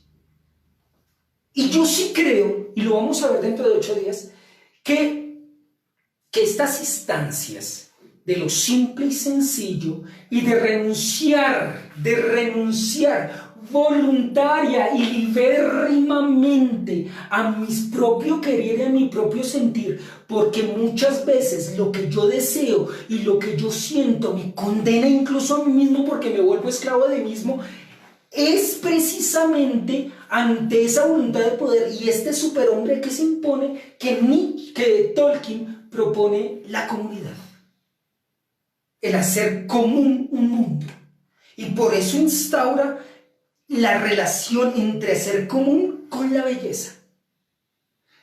Nietzsche también muestra la capacidad creadora de la belleza, pero de la instancia de una transvaloración de los valores y de una formulación de unas propias ideas y de configurar el mundo desde la voluntad del hombre. Pero Tolkien dice sí la belleza, sí la capacidad creadora, sí la subcreación artística, pero juntos, porque este mundo es un mundo compartido. Porque este mundo es un mundo donde el débil no debe ser despreciado, porque de la debilidad sale la verdadera fortaleza. No es la capacidad de imponerme, sino la capacidad de lo mismo que podemos hacer con un niño. No es rebajarse, sino es abajarse. Yo me abajo a la debilidad para que crezca y surja conmigo, junto a mí, y los dos juntos crecemos, que es precisamente la voluntad de sacrificio. Frente a la voluntad de poder, la voluntad de sacrificio. Frente al superhombre que instaura esos nuevos valores, los Überhobbits, los hobbits, es decir, los que saben qué lugar ocupan en este mundo. Y a ese respecto quisiera leerles algo del Señor de los Anillos, aquí de la Comunidad del Anillo, ¿no? Aquí algunos por ahí he visto que tienen esta bellísima edición, pero que es un poco difícil de utilizar por lo voluminoso, pero que tiene unas bellísimas, digamos, si se ve esto, bellísimas ilustraciones. Y esta imagen es de lo que voy a hablar ahorita precisamente. Ustedes ven aquí que ahí está Frodo con la dama Galadriel en Lothlórien, ¿no? En Lórien. Y está aquí, ¿no? ¿Lo ven? Vale. Un poquito más, aquí. Ahí, ya. Listo, y mira en Meet y allí. Ajá. Perfecto. Entonces, esta edición que es muy, muy bella, pero quiero leer es un parrafito pequeñito que les voy a confesar que es, para mí, para Jonathan Triviño, es el párrafo más hermoso para mí de toda la obra de Tolkien. Para mí es por lo cual Galadriel es para mí mi personaje favorito. Galadriel es para mí mi personaje favorito. De todo. No quiere decir que no ame a los hobbits, no quiere decir que no ame a Lorelrond, a Gandalf. Claro, Gandalf, que es el filósofo por antonomasia, y yo soy un estudioso de la filosofía, he sido profesor durante 16 años de filosofía y demás, pero Galadriel, por este pequeñito fragmento, la amo. Y me parece un pasaje de lo más simple, sencillo, pero profundo de la obra de Tolkien. Y lo voy a leer como si fuera lo último que fuera a leer en mi vida. Así le digo yo a mis estudiantes, lea eso como si fuera lo último que fuera a leer en mi vida. Galadriel alzó la mano. y del anillo que llevaba brotó una luz que la iluminó a ella sola, dejando todo el resto en la oscuridad. Se irguió ante Frodo y pareció que tenía de pronto una altura inconmensurable y una belleza irresistible, adorable y tremenda. Enseguida dejó caer la mano y la luz se extinguió. Y ella rió de nuevo. Y he aquí que fue otra vez una delgada mujer elfa, vestida sencillamente de blanco, de voz dulce y triste. Y dice Galadriel: he pasado la prueba. Me iré empequeñeciendo y marcharé al oeste y continuaré siendo Galadriel. Esto a mí, yo lo leo y todavía como decimos acá en Colombia, me pone la piel de gallina. Aquí me pone la piel de arrozuda, pues me estremece leer esta parte por una razón, y es que esto es precisamente la prueba fehaciente de que no es la voluntad del poder lo que nos lleva a configurarnos en seres felices. No es la voluntad de poder, la de imposición, la de dominio, la de instaurar mis propios, digamos, categorías y demás, la que realmente tenga que ser el vínculo con la creación y la belleza, sino que hay una belleza mucho más simple, cotidiana, que está ante nuestros ojos y que es parte del self-myself, de lo que soy yo mismo en mí mismo, lo propio más mío de mí mismo, lo divino en mí. Y que si yo soy fiel a ese self-myself, seguiré siendo lo que soy yo mismo, pero feliz. Y felizmente. Porque vamos a ser tentados en lo que más deseamos. Y una de las cosas que más deseaba Galadriel, y ella lo acepta, es el anillo del poder. Es el anillo del poder. Porque ella sabe que si es destruido el anillo del poder, la belleza que ella había querido, esa belleza que había querido, digamos, atesorar o preservar más bien con ese anillo del poder que ella tiene allí en Lothlórien, que había hecho un reino para ella y que era uno de sus deseos y por los cuales ella siguió a Fëanor. Eso lo tenemos que recordar muy claramente en el Silmarillion, que ella quería establecer lugares donde ella pudiera gobernar y establecer una belleza como la que ella vio en Lórien, allá en el reino bendecido y demás, y establece Lothlórien, que es un reino preciosísimo, donde la mirada de Sam y de Frodo es que sentían que allí no había ni mancha ni mácula del mal, sino que allí se vivía en los tiempos antiguos y los cantos eran hermosos, la pista era preciosa y demás. Y Galadriel quería adherirse a eso, pero el problema es que no podemos adherirnos a nada, ni atesorar nada, porque al adherirnos a algo o atesorar algo nos perdemos a nosotros mismos. Y por eso Galadriel dice: he pasado la prueba. ¿La prueba de qué? De lo que más deseaba en ese momento. Lo que más deseaba, fue capaz de rechazarlo para no volverse esclavo de sus deseos. Para no volverse esclavo de sus deseos. Y por eso el meme que yo ponía el día de ayer en la página era a un Sméagol con el anillo Yata. ¿Cómo quedó la voluntad de poder? Porque el anillo, como dice Lord Elrond en el concilio de Elrond, basta solamente desear el anillo para volverse usuario de él. Ojo con los deseos, porque Tolkien mismo nos está mostrando que todos los que se han envalentonado sobre una supuesta voluntad de poder, de dominio, de imponerse y de poder estructurar un mundo según sus propios gustos, Esa mirada nos lleva a una autodestrucción, a una piltrafa, como la que termina siendo Sméagol, como la que termina siendo Gollum, y a una destrucción porque le apostamos tanto a eso, que estamos tan volcados hacia afuera, que nos olvidamos de lo más bello y divino de myself.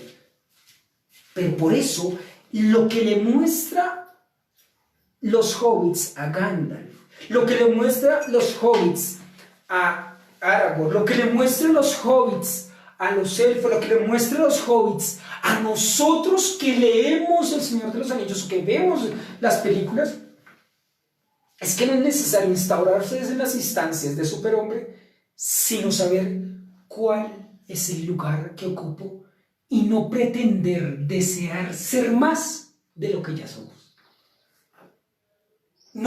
Podemos, yo lo he dicho varias veces, podemos ser mejores, pero no más. Podemos ser mejores, pero no más. Porque tú no puedes ser más de lo que ya se te ha dado por derecho. Al pretender ser más, queremos instaurarnos en una voluntad de dominio y de poder, poniendo nuestras propias categorías. Y aquel que no las siga puede ser destruido por su debilidad y demás. Y eso es precisamente ante esa apuesta lo que Tolkien rechaza radicalmente. Hay vínculos entre la propuesta de Nietzsche y la propuesta de Tolkien en la medida en que ambos hablan del arte y de la capacidad creadora, ambos hablan del arte y de la belleza, ambos hablan del sentido de la vida, pero de instancias distintas, porque podemos hablar de lo mismo, pero en realidad no estaremos hablando de lo mismo porque estamos parados desde categorías distintas. Y la categoría más bella es: nos iremos empequeñeciendo, pero seguiremos siendo Galadriel. Me iré empequeñeciendo, pero seguiré siendo Jonathan Triviño. Me iré empequeñeciendo, pero seguiré siendo María, seguiré siendo Arturo, seguiré siendo lo que realmente soy, porque no tengo que desear ser más para realmente ser feliz. El milagro, la felicidad, como lo vamos a ver ya dentro de 8 días, sí está en establecer un locus amenus, como Lórien, pero tampoco adherirse a eso que surge de la belleza, pero no podemos adherirnos a nada ni nadie. A nada ni nadie, porque nuestra felicidad no depende ni debe depender ni de personas, ni de circunstancias, ni de cosas, porque las personas se equivocan y parten, porque las circunstancias cambian y muchas veces no depende de nosotros, y porque las cosas van y vienen de una forma a veces muy veloz. Y lo que permanece es lo que soy yo mismo, en mí mismo, en lo más bello de mí mismo y en la divinidad que habita en mí, en ese punto. Y eso claramente lo tiene puesto Tolkien encarnado en los hobbits, en un hobbit como Frodo, en un hobbit específicamente como Sam, que aunque se vio tentado en algún momento por el anillo del poder, él no deseaba ser más, sino seguir siendo lo que ha sido, porque además sabía quién era.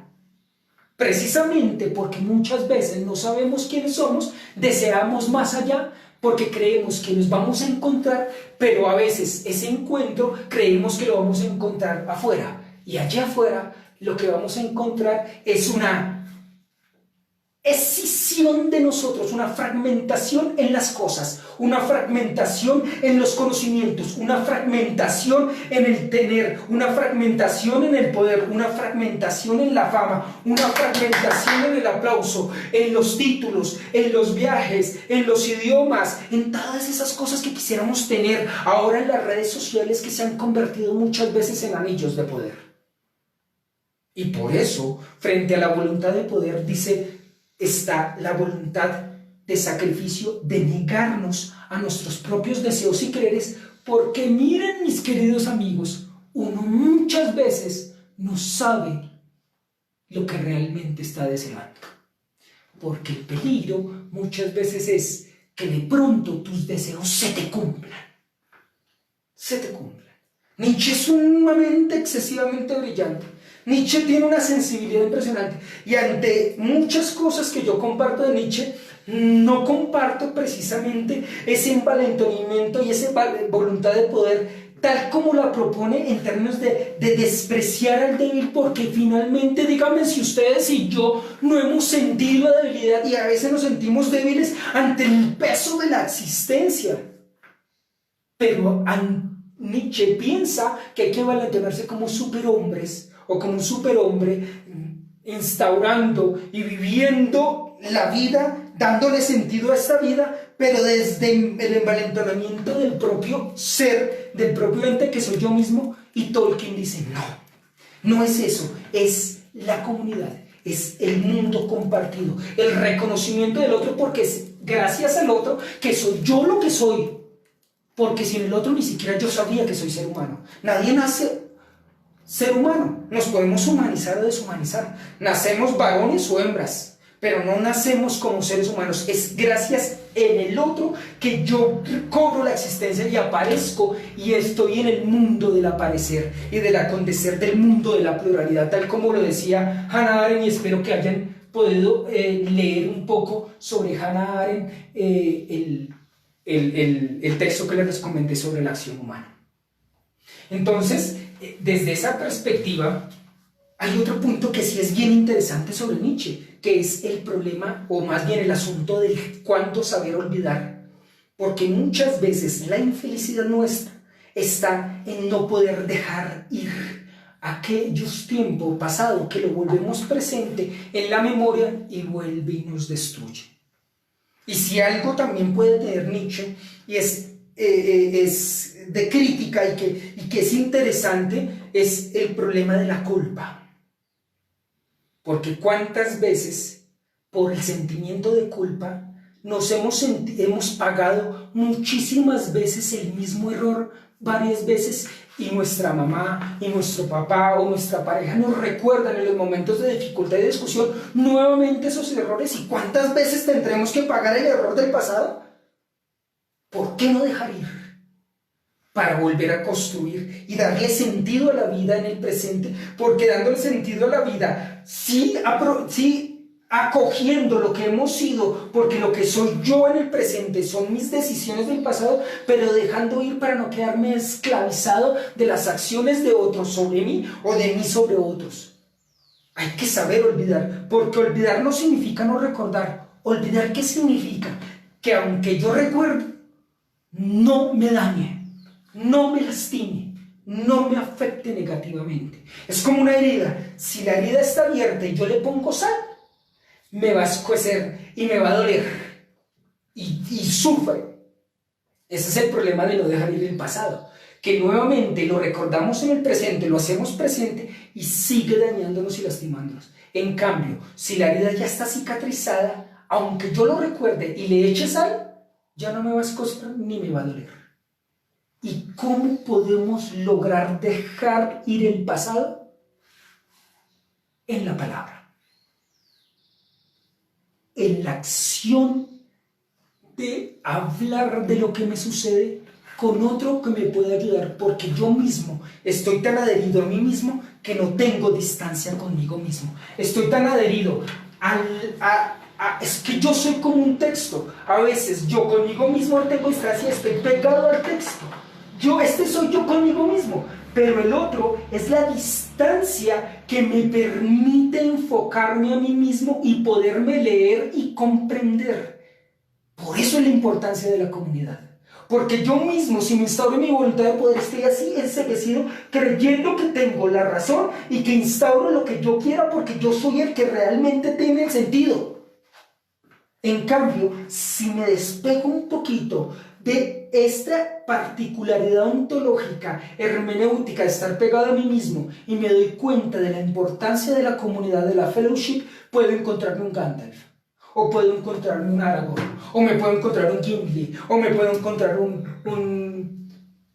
elfo como Legolas, hoja verde, o me puedo encontrar un Pippin, o un Merry, o bellísimamente. Todos quisiéramos que en algún momento, sobre todo de nuestra profunda debilidad, cuando de pronto podemos sucumbir al anillo del poder, quisiéramos tener a un Frodo que nos ayude y que realmente sea el Ivermensch, el Ivamesh, el Iva Hobbit, que nos alce y nos cargue. porque a veces la debilidad es muy fuerte. Pero cuando somos débiles, entonces ahí somos fuertes. Y eso nunca lo entendió Nietzsche. Y Tolkien sí lo quiere instaurar ahí. ¿Qué preguntas hay? Voy a leer la primera de Facebook. De Facebook. Y después sigo con las de Nietzsche. El deseo, según Tolkien, ¿de dónde proviene? ¿Proviene de uno mismo? ¿Proviene de algo externo? ¿De la sociedad?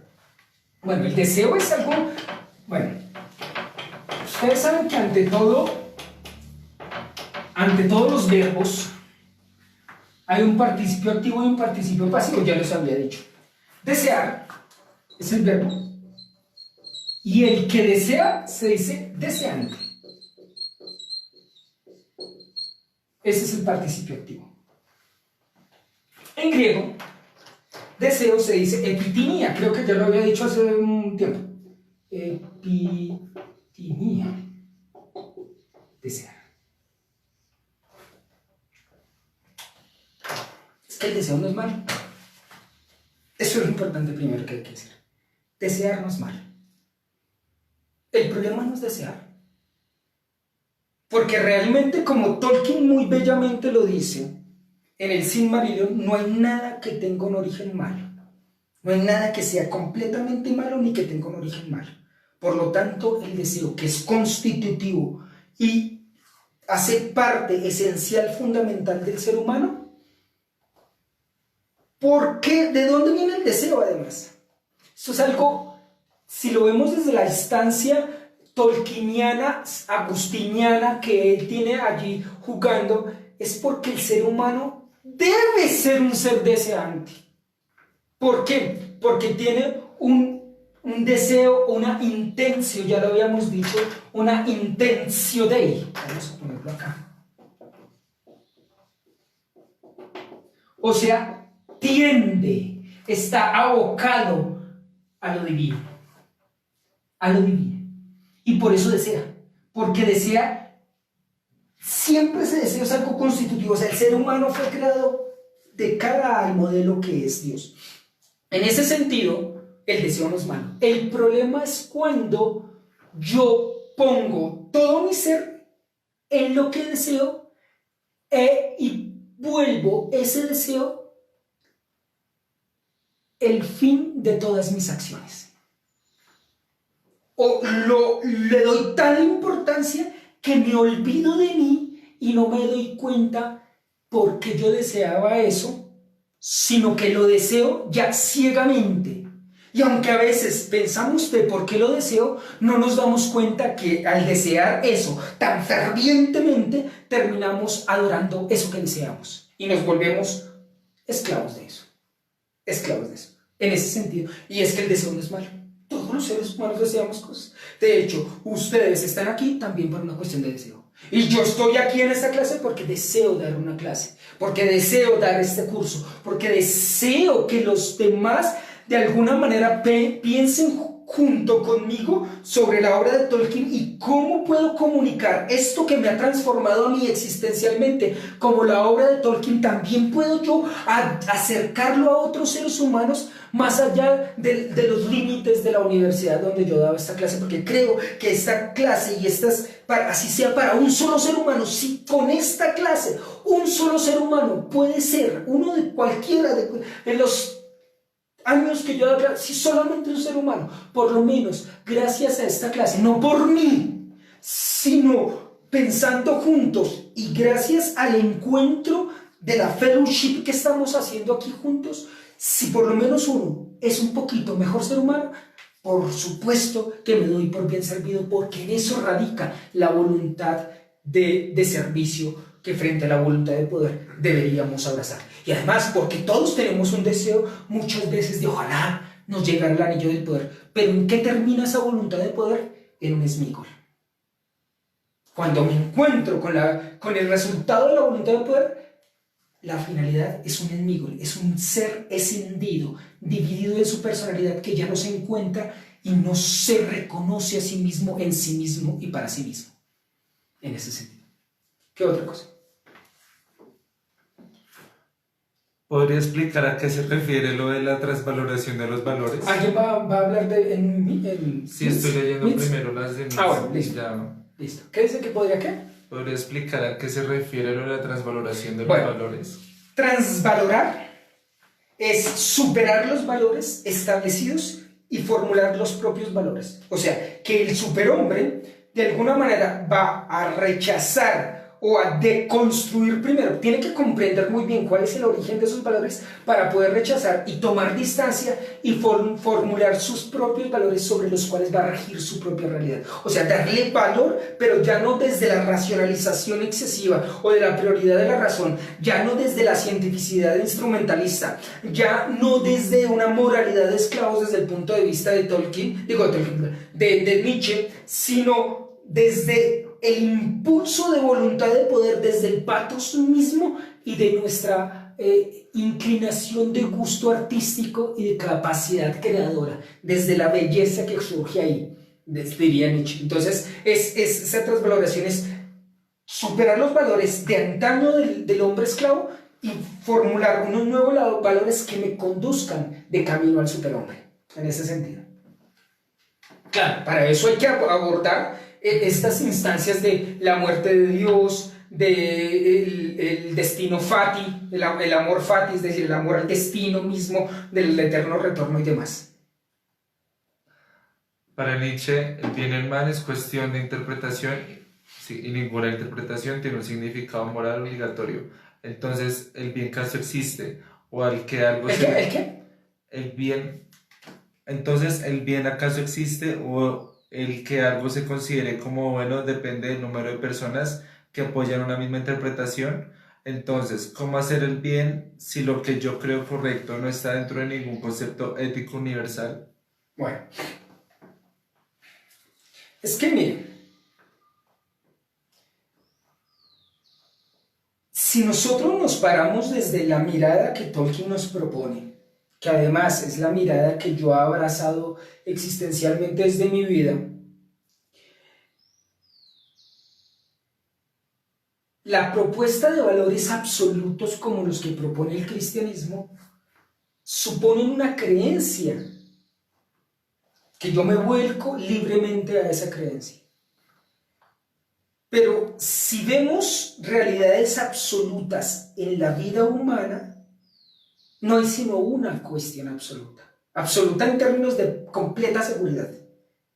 Y esa realidad absoluta o ese fenómeno absoluto en nuestra propia vida es la muerte. Del resto no hay nada absoluto. O no podríamos defenderlo racionalmente en términos de algo absoluto. En ese sentido. Entonces tampoco podríamos decir que hay una moral universal o un ethos universal que sea válido y racionalmente establecido. En ese punto. Y con respecto al bien, es que el mal no se puede instaurar como existente, porque el mal en sí mismo, como algo completamente malo, se anularía a sí mismo. Por eso, frente a esa imposibilidad de ser del mal, lo que tendría a ser es el bien, lo bueno. Porque incluso cuando nosotros hablamos, nosotros queremos llegar a un buen fin, a un buen momento, tengamos un buen momento, una buena charla, una buena clase. Nosotros estamos constantemente inclinados existencialmente hacia lo bueno. ¿Ve? Eso ya es un deseo ontológico prioritario. Porque incluso si vemos, el mismo Sauron quiere algo bueno para sí. Ya lo habíamos dicho en estas últimas clases. Incluso puede que quiera el mal para todos los demás en la medida en que no les importa porque no le interesa a los demás, Sauron. Pero sí le interesa a él propio y conseguir sus propios deseos y sus propios quereres, y que eso es lo que él comprende como lo bueno para sí. Nosotros, hay una inclinación existencial constitutiva del hombre hacia lo bueno. En ese punto y en esa mirada tendríamos que pensar, o sea, es como yo lo pienso y como gran parte de los que han pensado sobre el asunto de lo bueno o de lo malo y del bien como tal, es que el ser humano tiene esa inclinación constitutiva, fundamental, existencial, que tiende hacia la búsqueda de lo bueno. Y por eso instaura la belleza y la bondad juntas. Y eso es uno de los puntos centrales, por ejemplo, de la apuesta filosófica de Platón, por ejemplo, que ya lo habíamos visto hace 15 o 20 días cuando vimos de Beren y Lúthien. No sé si recuerdan ustedes eso, que era lo de Beren y Lúthien, es la realidad sobre la bondad y la belleza que se juntan. Y además, porque el ser humano constitutivamente, y eso ya lo había mostrado Nietzsche, también está inclinado hacia lo bello lo atrae, y eso bello lo comprende como bueno en esa instancia. Lo bello es bello. ¿Alguien más de Mitz aquí que quiera Al participar? igual, si quieren hablar Por supuesto que sí. también. Bien, chicos, entonces estamos primos y creo que en Facebook tampoco. No. ¿No? Sí. Yo sí quiero comentar algo. Dale, Igual. Ivonne. Bueno, según la perspectiva de Nietzsche, el Señor Oscuro vendría siendo como un superhombre y los hobbits serían como los débiles en cierto sentido, lo cual es muy distinto a lo que vemos en Tolkien. Y bueno, al ver esto me pregunto yo si esta es una cuestión de índole moral, religiosa, o simplemente como se da un cambio de los valores, se podría decir que no se puede encasillar de ninguna forma porque Nietzsche lo está viendo desde su perspectiva mientras Tolkien está teniendo otra cosa muy distinta, y podría decirse que son cuestiones subjetivas. Bueno, claro que hay una mirada subjetiva desde todas las instancias de pensamiento de cualquier ser humano, siempre porque hay una instancia subjetiva en la medida en que quien instaura una mirada, una posición es un sujeto. Entonces, en ese sentido, cualquier cosa, incluso hasta la ciencia, es subjetiva. De hecho, si nosotros vemos la idea de objetividad, la idea de objetividad es una idealidad imposible de alcanzar, porque quien instaura el concepto de objetividad es un ser que ya en sí mismo es un sujeto que no puede renunciar a su subjetividad, digámoslo así, a su ser de sujeto. Entonces, por lo tanto, siempre en cualquier realidad, en cualquier interpretación, en cualquier mirada, en cualquier comprensión o acercamiento hacia una realidad hay una dimensión subjetiva en ese punto. O sea que realmente no podríamos hablar con plena seguridad de algo objetivo. Lo que llama la objetividad de la ciencia es lo que de alguna manera se acerca en una altísima probabilidad a una lo más veraz posible. Pero eso es lo más veraz posible, es lo que se acerca a la apuesta filosófica de Descartes, que creía que se podía alcanzar la certeza, pero no hay nada certero ni siquiera en la ciencia. No hay nada absolutamente certero ni siquiera en la ciencia. Eso es una cosa muy importante. Entonces, a lo sumo, la ciencia fáctica, y estamos hablando de las ciencias fácticas, se acerca. Lo que más se puede acercar a la certeza y a la objetividad es en términos de probabilidad, sumamente probable, pero también hay una posibilidad de que no sea así. Es sumamente probable. Y lo que hasta ahora nosotros comprendemos, por ejemplo, de la perspectiva física y demás, de la física especulativa, es que sea sumamente probable que sea así. Pero puede haber una instancia que en unos 5, 10, 15, 20, 30 años, lo que nosotros comprendíamos que era realmente verdadero o cierto en términos de objetividad científica y demás, es realmente ya tenido como falso o como que ha sido refutado y demás. Si lo vemos desde ese punto de vista, ahora cuánto más desde posiciones existenciales, desde convicciones fundamentales, además desde especulaciones tan brutales como las preguntas clave de la vida humana, que son las que están jugando aquí, tanto en la obra de Nietzsche como en la obra de Tolkien. porque aquí lo que nosotros ya habíamos dicho desde el punto de vista filosófico son lo que está jugando, lo que tiene, digamos, como que realidad o lo que se piensa aquí son la Grundfragen, o sea, las preguntas fundamentales. Y las preguntas fundamentales, de esas no podemos tener certeza absoluta. Entonces, claro, la perspectiva de Tolkien y la perspectiva de Nietzsche, ninguna de las dos son absolutas, sino que son perspectivas pensando de pronto las mismas realidades, pero desde horizontes completamente distintos. Igual la mía.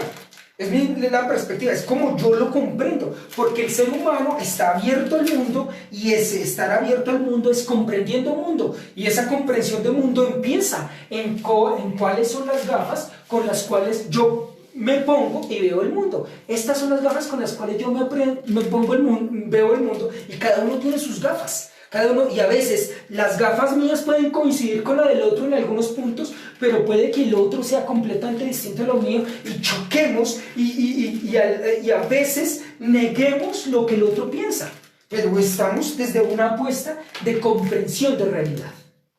Por lo tanto que sí, por lo tanto en ese sentido sí, tanto la comprensión de Nietzsche debe tener algo de cierto y la comprensión de Tolkien debe tener algo de cierto. Nosotros estamos pensando con Tolkien, ¿qué nos aporta Tolkien para ser mejores seres humanos nosotros mismos? Y es que es tan sencillo. Uno tiene que recibir lo que le sirva y lo demás lo desecha. Porque ¿para qué coleccionar basura? ¿No? Yo me acerco al pensamiento de alguien, tomo lo que me sirve y lo demás lo desecho, porque yo como ¿para qué guardo basura si eso lo que llena ese espacio que podría ser habitado por otras instancias bellas que me ayuden a crecer, a ser mejor ser humano? Uno nunca se tiene que casar con nada, ni con nadie. Así uno se case y vaya a la iglesia o un rito, lo que sea. El problema de casarse es que finalmente, al casarse, termina siendo un anillo de poder, un anillo de posesión. Es adherirse a lo que no le pertenece.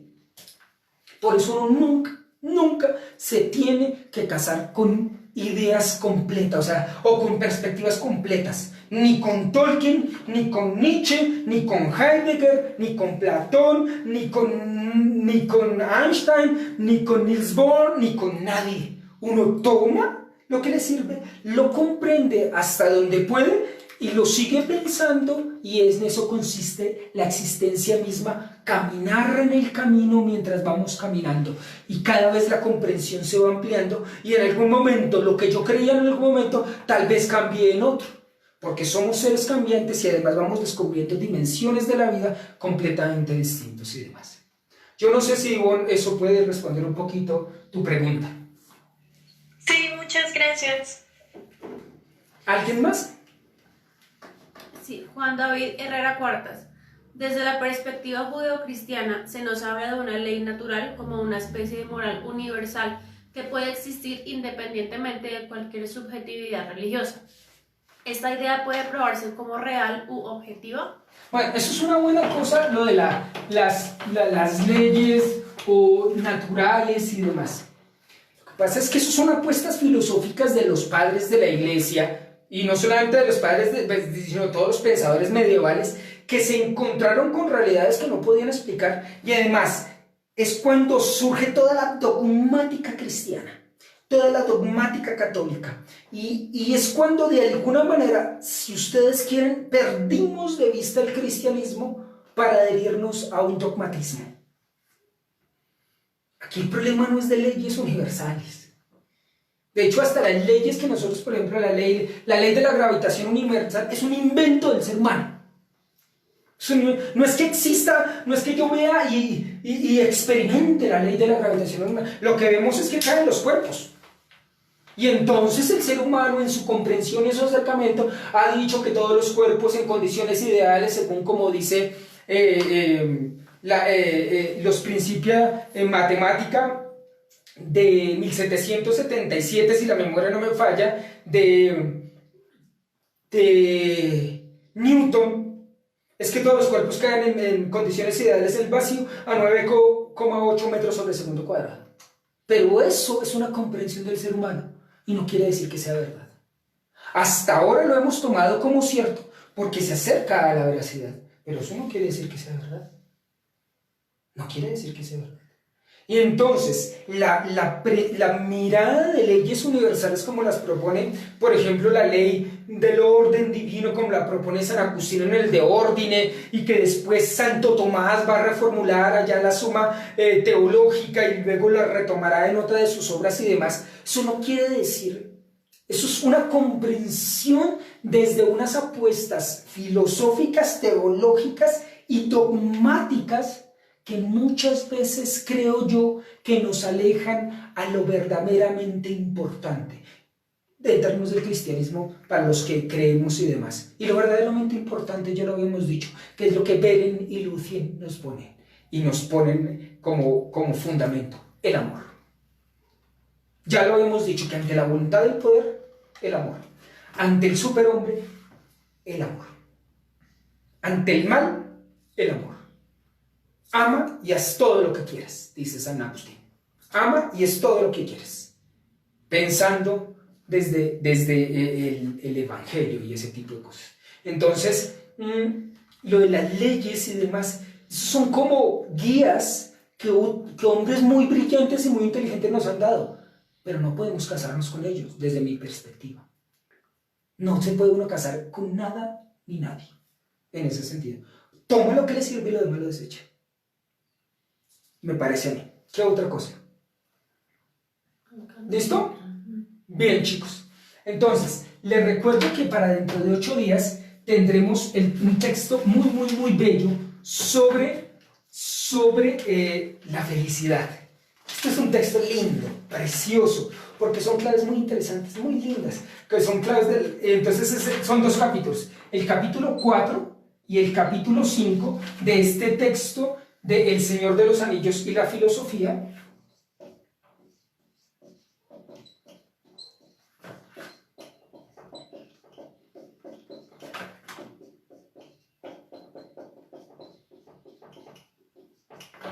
Y la filosofía, el capítulo 4 que se llama las 6 claves el capítulo 4, las 6 claves de la felicidad en Tolkien, y el capítulo número 5 que se llama la búsqueda de la vida